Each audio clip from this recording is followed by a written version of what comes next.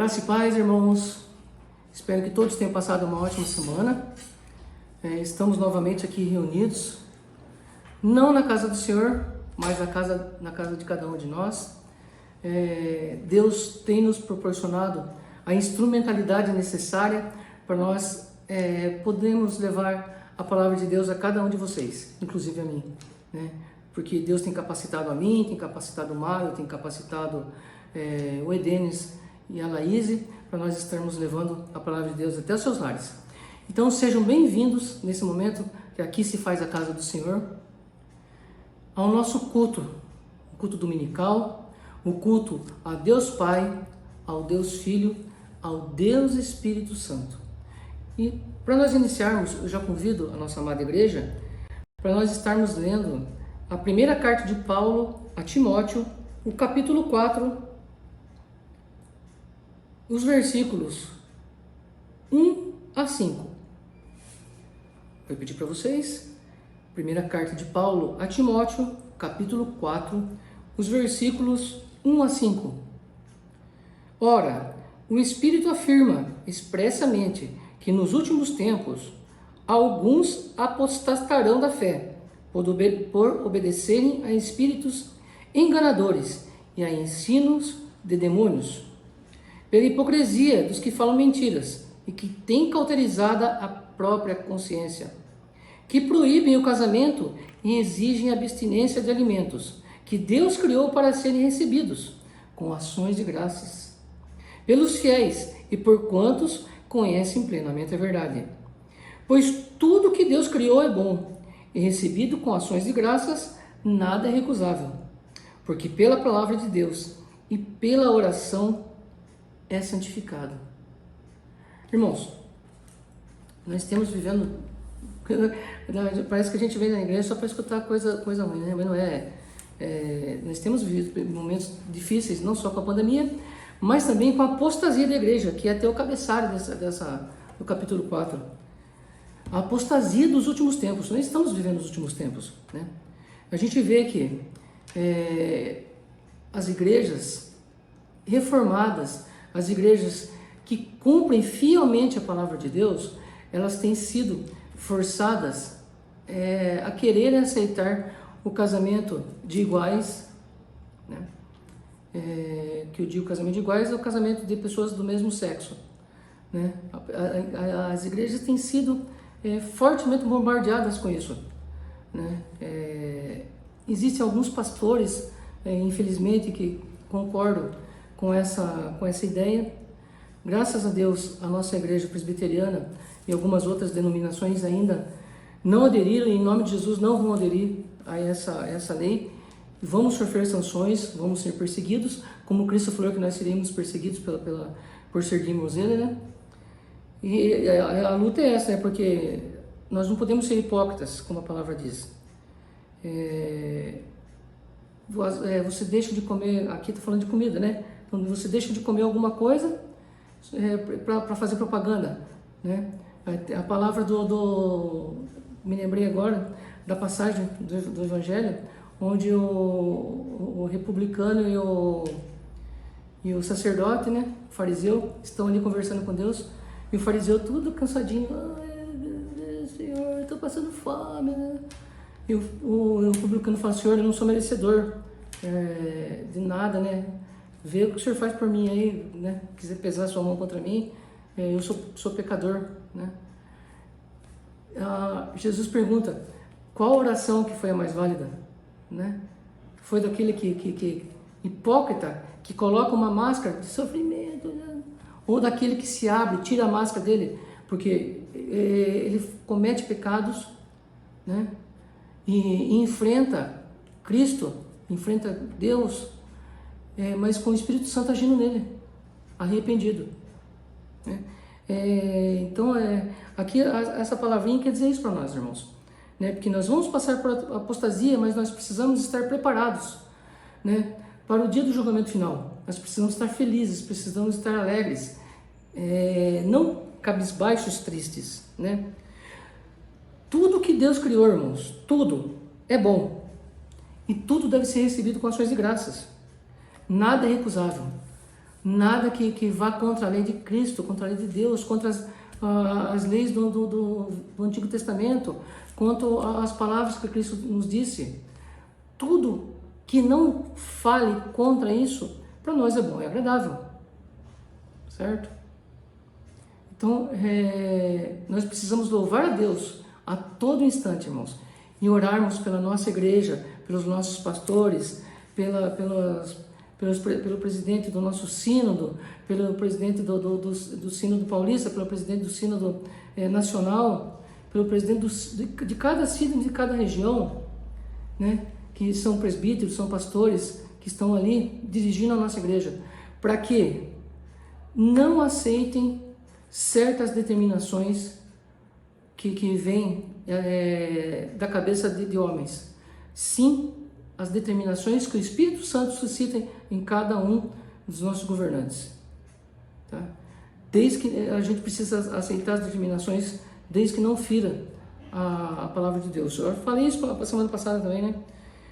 Porque pela palavra de Deus e pela oração, tudo é santificado. Se nós orarmos e crermos na palavra de Deus, na palavra que nos foi deixada pela inspiração de Deus a cada um dos escritores, tudo é santificado e nós caminhamos para a santidade. Irmãos, eu desejo a vocês uma ótima semana, um ótimo final de domingo ainda. Eu convido vocês a estarem baixando suas cabeças, orando e agradecendo a Deus por tudo que Ele tem feito por nós, pedindo perdão pelos pecados, que Deus cada dia mais desvende os nossos olhos para as injustiças que acontecem nessa terra, que nós possamos compreender a palavra de Deus, compreender de forma que ela venha a frutificar em cada um de nós, e nós possamos levar essa palavra a outros irmãos. Oremos nesse momento, oração silenciosa. Em seguida, eu quebro esse silêncio, desejando aos irmãos uma ótima semana, que os irmãos estejam com saúde. Nós estamos com muita saudade de vocês, mas esperamos que dia 30 termine essa quarentena e que a gente possa estar junto novamente. Tá? Uma ótima semana, beijo para cada um de vocês, que essa palavra tenha chegado para vocês como ela chegou para mim. Já oro pela vida do nosso irmão Denis, que estará nos trazendo a palavra também. Retornando, vamos orar então nesse momento, baixemos nossas cabeças. Logo em seguida, após a minha oração, eu convido aos irmãos que louvem conosco. Amém.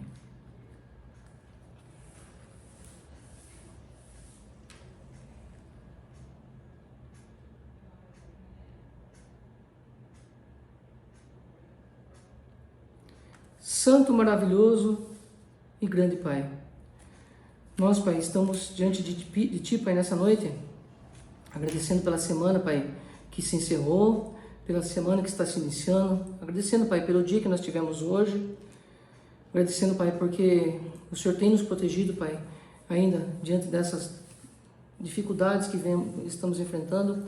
O Senhor tem nos protegido, o Senhor tem nos dado o amparo necessário. Somente em Ti, Pai, nós temos encontrado conforto, refrigério, Pai, nesses momentos em que várias famílias perdem irmãos, Pai.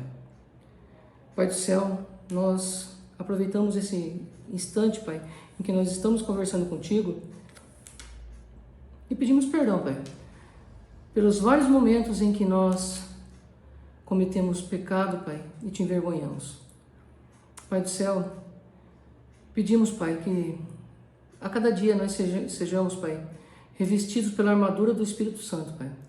Que a armadura da fé, que a couraça da sabedoria e os demais equipamentos dessa armadura, Pai, estejam em cada um de nós. Que o Espírito Santo, Pai, nos proteja e nos revista mesmo, Pai, para que nós possamos, Pai, enfrentar esse mundo, Pai, tão dificultoso. Que esses pecados que nós cometemos, Pai, sejam perdoados por Ti, Pai, através do sangue de Jesus. Perpetue em nós, Pai, a fé necessária para que nós compreendamos, Pai, que Jesus morreu na cruz para o perdão dos nossos pecados, Pai. Mas que nós também, Pai, compreendamos que nós não devemos voltar a pecar novamente. Pai do céu, entrega em tuas mãos também, Pai, nesse momento, a vida das famílias, Pai, que tiveram seus irmãos levados a Ti, Pai, pelo Covid. Conforta, Pai, o coração de cada uma dessas famílias, Pai, e traz, Pai, o alento necessário a cada uma delas, Pai. Pai do céu, também entrega em tuas mãos a vida dos enfermos, Pai, tanto da nossa igreja, Pai, quanto os enfermos daqui de Buri e do mundo inteiro, Pai. Que o Senhor esteja com cada um deles, Pai, usando os médicos, os enfermeiros, os medicamentos que vêm sendo, Pai, utilizados, Pai, no tratamento de cada um deles. Não só do Covid, Pai, mas também de outras doenças. Pai do céu, entrega em tuas mãos a vida do reverendo Vandel e da sua esposa, do Edenis e da sua esposa, a vida da Márcia, dos meus filhos, a vida de cada irmão da nossa igreja, de cada membro da nossa igreja, Pai, que nós estamos sentindo saudades, Pai, que nós não estamos podendo ver. Visita cada um deles, Pai. Esteja presente na vida de cada um deles, Pai. Suprindo, Pai, o que eles tanto precisam, ouvindo, Pai, os pedidos de cada um deles, Pai. Pai do céu, usa de mim, do Edenis, de outros irmãos também, para que nós possamos levar o teu conforto, Pai, a cada um dos irmãos se eles sentirem necessidade, Pai. Permanece conosco, Pai, agora durante esse culto, Pai, já recebendo os louvores que serão entoados, Pai, nessa noite. E também, Pai, usa do Edenis, Pai, que estará trazendo a palavra para nós. Que seja o Senhor falando e não ele, Pai, falando aqui no meio de nós. Perdoa os nossos pecados que são tantos, Pai, nos conduz à vida eterna e ilumina nossas vidas. É isso que eu te peço e te agradeço no nome de Jesus. Amém.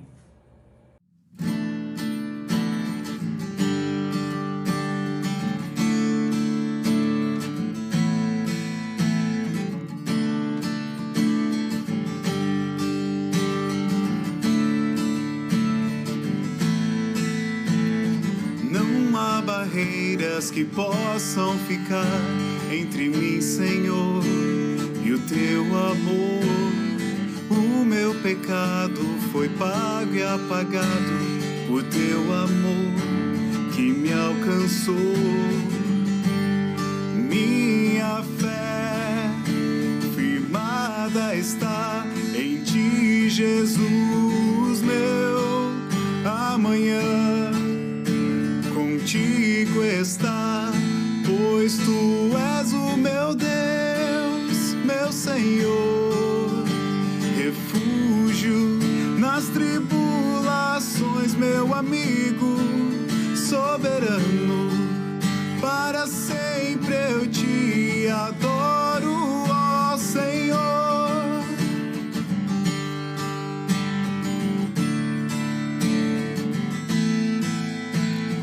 Encontro vida eterna em ti, és meu Salvador e Redentor. Livre eu sou através deste amor que me alcançou e me restaurou. Minha fé firmada está em ti, Jesus, meu amanhã contigo está, pois tu és o meu Deus, meu Senhor, refúgio nas tribulações, meu amigo soberano, para sempre eu te adoro, ó Senhor, meu Deus, refúgio nas tribulações, meu amigo soberano, para sempre eu te adoro, ó Senhor. Lararara,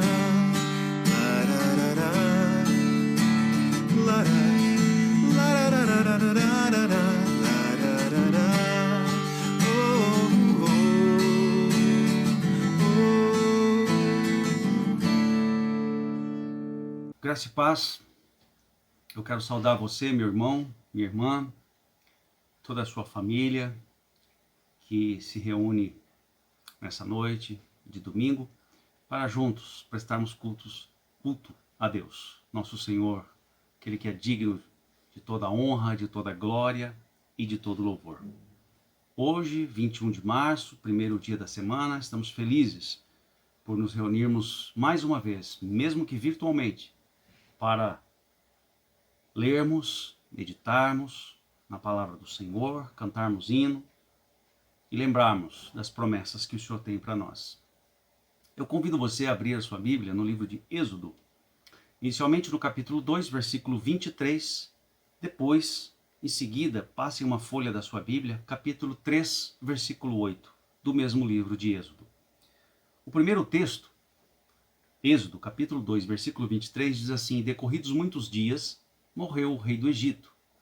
Os filhos de Israel gemiam sob a servidão, e por causa dela clamaram, e o seu clamor subiu a Deus.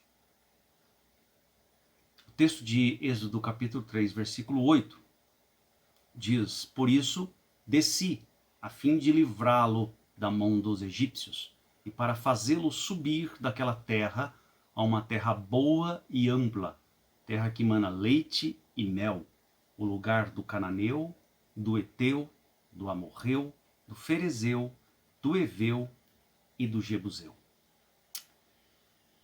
Obrigado, Senhor, pela tua palavra.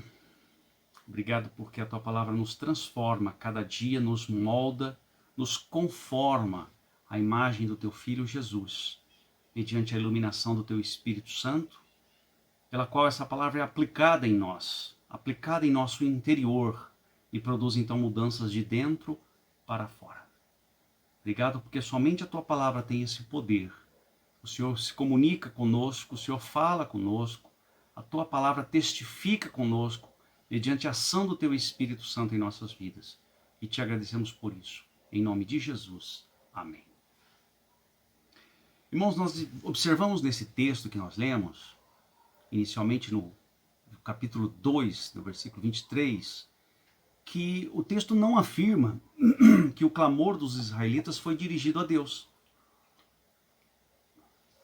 Ocorre que no texto seguinte, no capítulo 3, versículo 8, o texto vai registrar, o mesmo autor, Moisés, o autor do Pentateuco, vai registrar que Deus responde. Deus toma a iniciativa. Observe, irmãos, a iniciativa sempre é de Deus. Deus, desde quando o homem pecou, deliberadamente o homem escolheu ser igual a Deus ou tornar-se independente de Deus, o homem se afasta de Deus. E Deus toma então a iniciativa de vir até nós. Deus se revela a nós.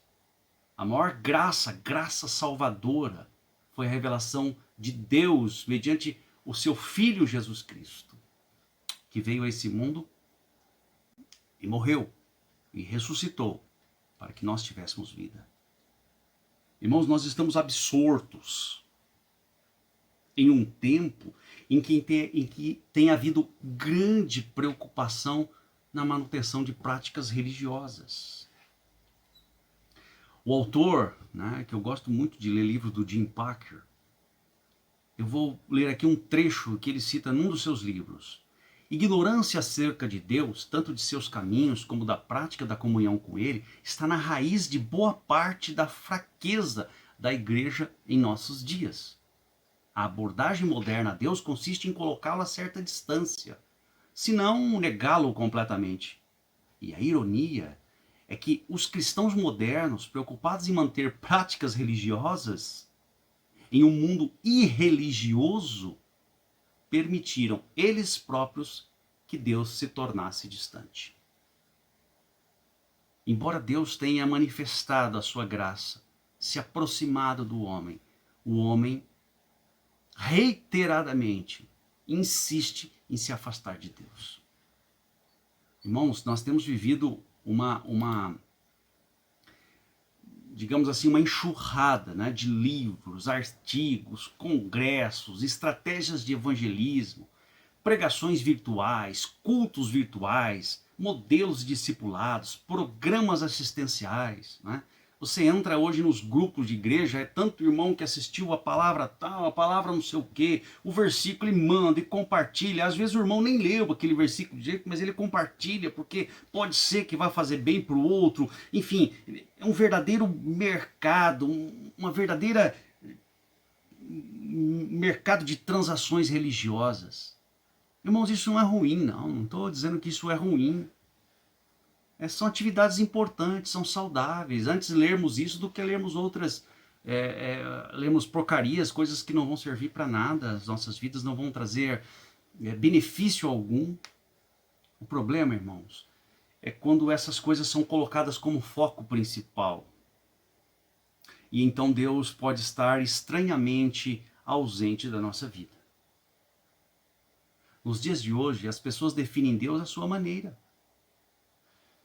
Pensem naqueles que dizem, não sou religioso, mas sou espiritual. Alguém já deve ter ouvido isso. Não, talvez, exatamente com essas mesmas palavras, mas você já deve ter ouvido coisa do tipo. Não, eu não vou à igreja, mas eu faço as minhas orações em casa. Eu não vou à igreja, mas eu leio a Bíblia. Os cristãos não estão imunes, irmãos, a essa forma de pensar. Pelo contrário. Nós temos estatísticas que mostram o quanto os cristãos desigrejados têm crescido. Né? É um segmento do evangelicalismo brasileiro que tem crescido exponencialmente. Criamos um Deus à nossa imagem e ele se torna uma divindade agradável. É uma divindade que é compatível com os nossos desejos, mas não tem poder para nos ajudar quando precisamos. Pensamos em Deus como bem entendemos. É um Deus, eu diria, à la carte. Nós configuramos a forma como queremos ser servido por esse Deus. Seguir esse caminho, irmãos, pode se constituir num erro substancial. E digo mais, insistir nesse caminho vai nos desvinculando aos poucos da realidade. O que decidimos pensar a respeito de Deus não vai alterar em nada quem Ele é. Precisamos buscar conhecer Deus da forma como Ele se revela nas Escrituras.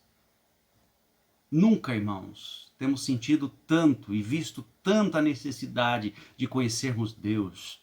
Nunca temos observado os cristãos de tanto tempo de igreja, que em épocas como essa em que estamos vivendo, em que a sociedade está assustada, amedrontada, sofrida, aprisionada, amargurada, a igreja tem dado pouco testemunho. Ou talvez um testemunho tacanho, frágil. Ou talvez envolvido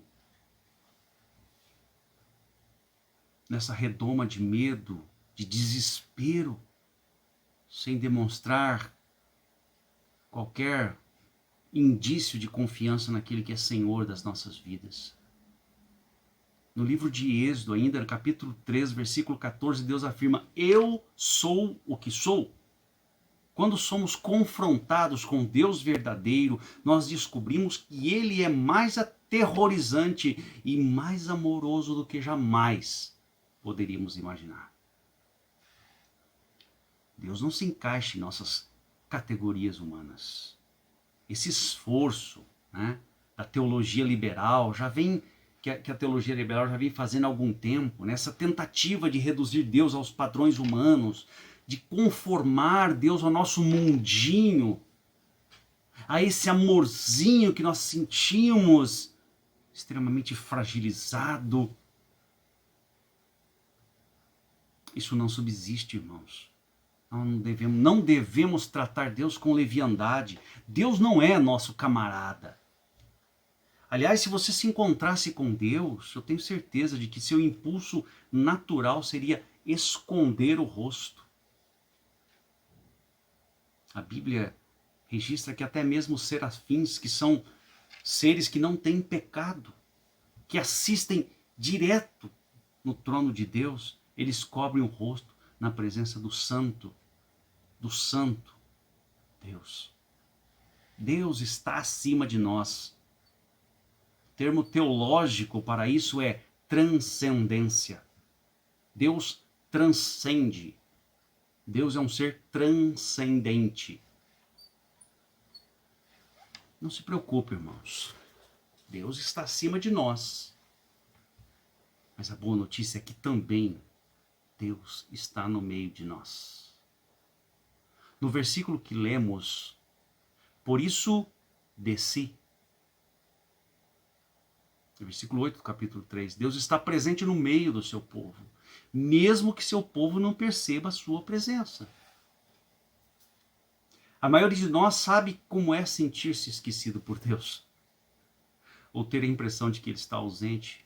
Irmãos, quem nunca na sua vida cristã, na sua caminhada, como parte da igreja militante, a igreja que peregrina, nunca se sentiu solitário, nunca se sentiu esquecido por Deus, nunca se sentiu como se Deus estivesse ausente?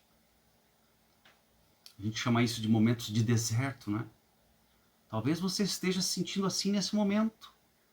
Talvez você tenha iniciado um ano com uma expectativa de fazer coisas novas, de retomar a sua caminhada com Deus, de voltar a participar da igreja, e as coisas tomaram um rumo completamente diferente, você está completamente desnorteado, sem rumo, perdido.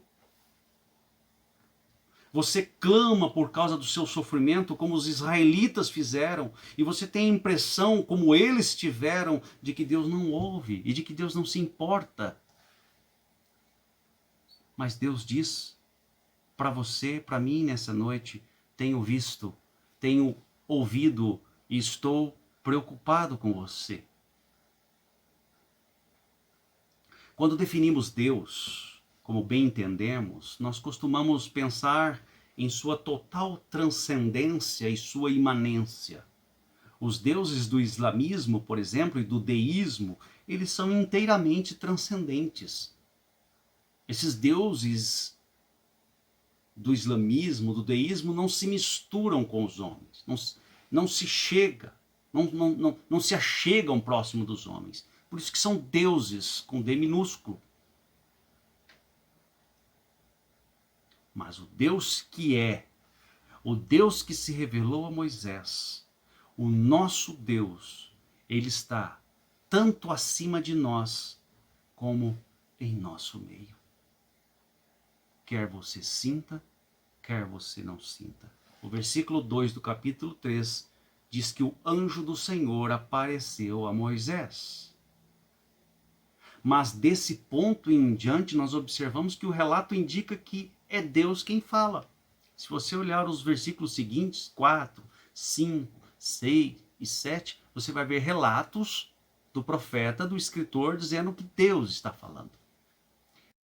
No Antigo Testamento há ocasiões como esta, em que o anjo do Senhor parece ser sinônimo de Deus em si. Em outras ocasiões, porém, há uma distinção entre o anjo e Deus. Todavia, irmãos, em que pese essas nuances do texto, que são muito importantes para observarmos também a forma como Deus aborda essas questões, a forma como Deus se aproxima de nós no relato escriturístico, a parte mais difícil para Moisés está aí no versículo 10 do capítulo 3 de Êxodo, quando Deus diz a Moisés: agora, portanto, vai, eu te envio a Faraó para que tires meu povo, os israelitas, do Egito. Será que você vê um problema e anseia por ouvir Deus dizer: tenho visto, tenho ouvido, estou preocupado? Será que quando nos sentimos diante de um problema, envolvidos num emaranhado de problemas, não vemos expectativa, não temos perspectiva, não vemos possibilidades de melhora? Será que a nossa alma anseia por ouvir Deus? Será que podemos orar como o salmista orou? A minha alma anseia por Deus, a minha alma tem sede de Deus, assim como a corça anseia pela água. No entanto,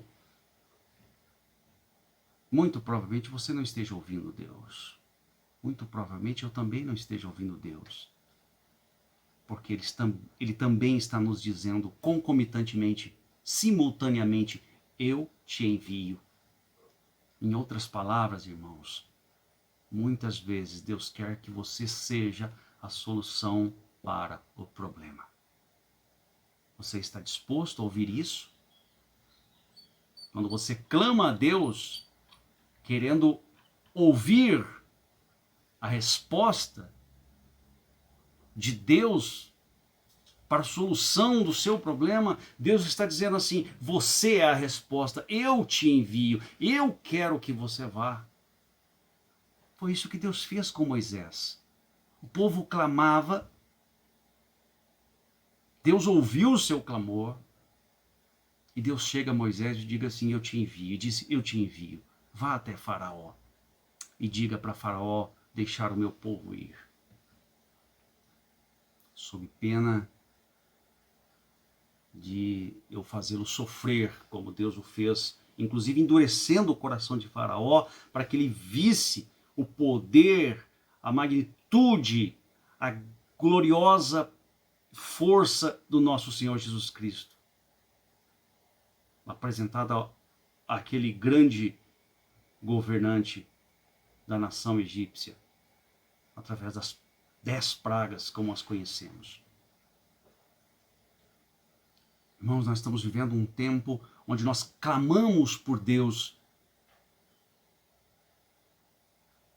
e continuamos a clamar por Deus, e temos que fazer isso mesmo. A Bíblia nos ensina, a Bíblia nos estimula a clamarmos por Deus. Mas a Bíblia também nos ensina a ouvirmos Deus. E pode ser que nessa noite Deus esteja dizendo a você: eu quero que você vá.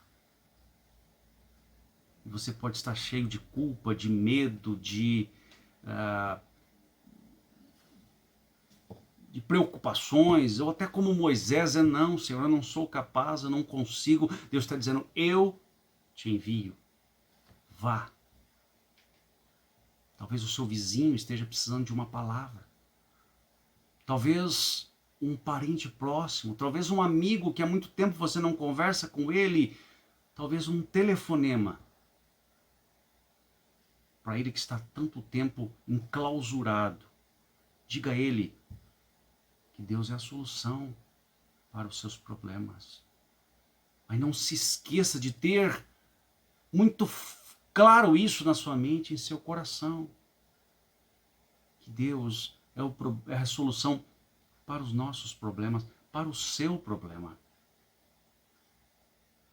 Irmãos, eu não estou aqui pregando, ensinando aos irmãos o evangelho triunfalista, a teologia da glória, a teologia do triunfo somente, não.